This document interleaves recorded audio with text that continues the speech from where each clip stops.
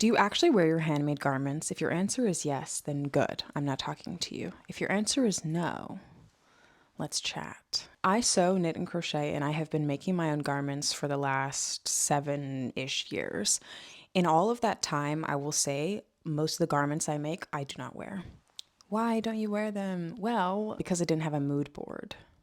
You might be asking, Ari, why do I need a mood board? Because it's so important, I promise. Because you can include the kind of styles that you're interested in, the kind of fabrics and yarns you want to use, and the colors that you want in your wardrobe. I just made a mood board less than a year ago, and oh my God, it has changed how I create. I actually make things now that I want to wear.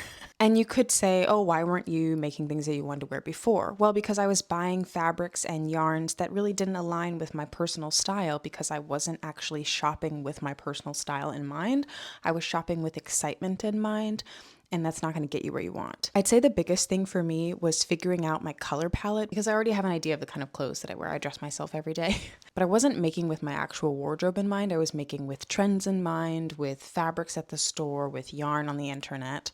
Once I chose my color palette, I was like, these are the colors that are me. Now, every time I buy fabrics and yarn and I thrift, I buy with those colors in mind and I already know the styles that I'm after. If you don't, then figure out what that is because then you'll actually start dressing like you, which is one of the points, right, to why we create. A big part of it, of course, can be creativity, challenging yourself, that sort of thing. But at the end of the day, you do want to wear or use the things that you're making, right?